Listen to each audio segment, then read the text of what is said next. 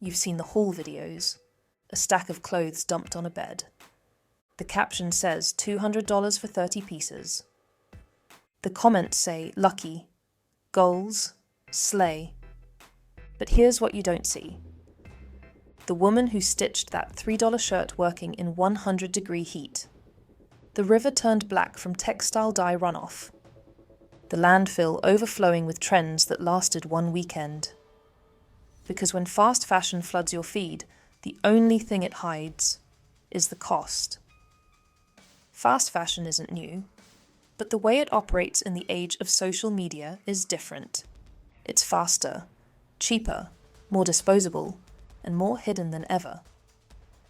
Brands like Shein, Fashion Nova, Boohoo, and Temu don't just sell clothes. They sell the illusion of wealth, style, and self-expression at a price anyone can afford. And on the surface, it feels empowering. Clothes used to be expensive.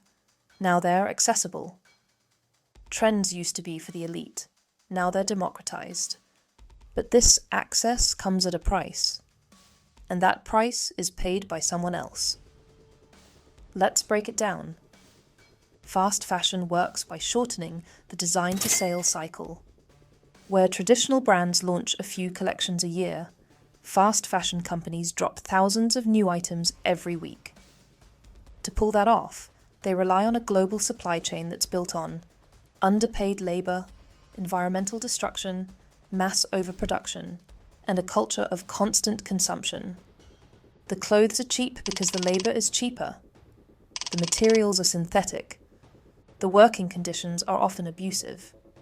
And the system depends on people buying more than they need and replacing it in a matter of weeks. The workers who make these clothes? They're often women and girls in countries like Bangladesh, China, India, and Pakistan.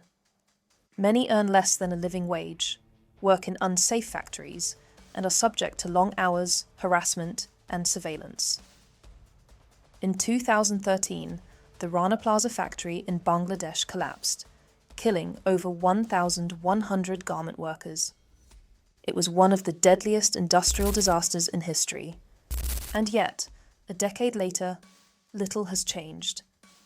Because the industry still relies on the same model: maximize output, minimize cost, shift the burden onto those with no power. But exploitation doesn't stop at the factory floor. It continues in landfills, water systems, and the air we breathe. Fast fashion is one of the most polluting industries in the world. Clothes are often made of petroleum-based synthetics like polyester, which shed microplastics into waterways every time they're washed. Leftover stock is burned or dumped. Chemical dyes poison rivers near production hubs. And low-income communities, both abroad and in the US, become dumping grounds for discarded clothes. In places like Ghana, mountains of fast fashion cast-offs arrive by the ton, flooding local economies with waste that can't be resold. So when we say fast fashion is cheap, we mean cheap for you, and devastating for everyone else. And yet, social media makes it all look beautiful.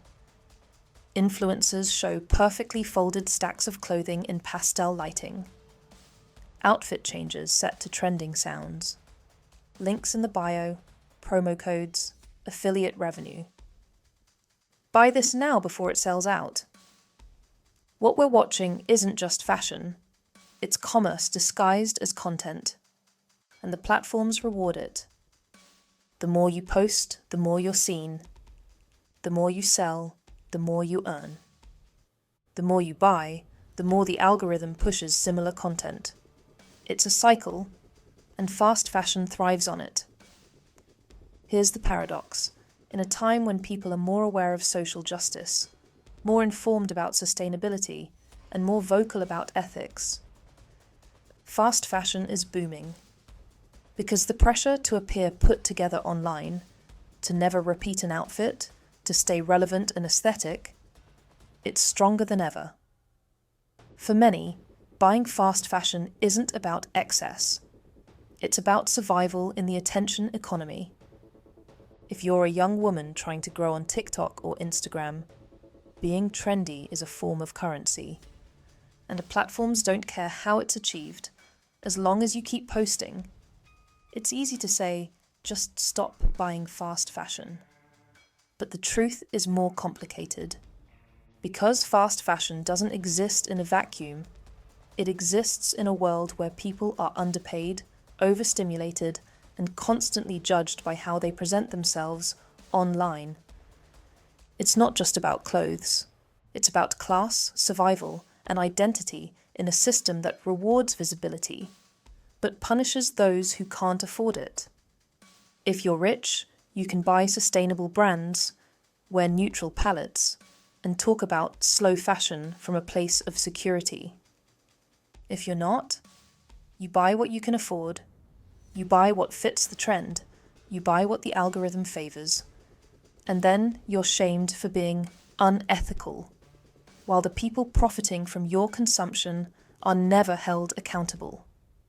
That's not justice, that's performative morality. Fast fashion didn't invent overconsumption. It just scaled it. It's what happens when capitalism meets social media. Trends move at the speed of virality. Style becomes algorithmic. Identity is measured in likes and aesthetics. And it puts the burden of ethical choices on individuals, not the systems that created the problem. We're told to buy less, shop secondhand, support local. But what we're not told is how the fashion system was never designed to be ethical, no matter how conscious a collection claims to be. Because even many sustainable brands rely on underpaid labor, overproduction, and greenwashing.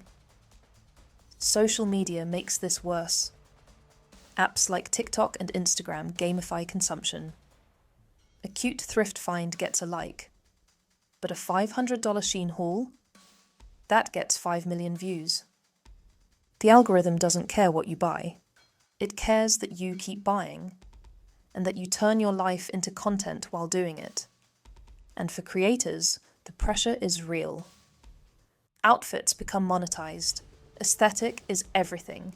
Not repeating clothes becomes part of your brand. And if you want to be taken seriously in the content economy, you need to keep up or fall behind. So even when people know the harm, they participate, because the system leaves little choice. This is the trap of fast fashion. It promises empowerment through affordability, but delivers exploitation through invisibility. It hides the labor, it hides the waste, it hides the violence behind a wall of affiliate links and filtered content. And the people paying the highest price will never go viral. They're working in factories you'll never see, living downstream from dye-filled rivers. But we can start by telling the truth. Fast fashion is not just a consumer choice. It's a byproduct of inequality, shaped by platforms that reward speed, novelty, and profit over people. If we want real change, we can't just shop better. We have to build better systems, ones that value labor, slow down production, and stop offloading the cost onto the most vulnerable. Until then, we're all stuck in a cycle, buying the illusion of choice on a platform that profits from every click,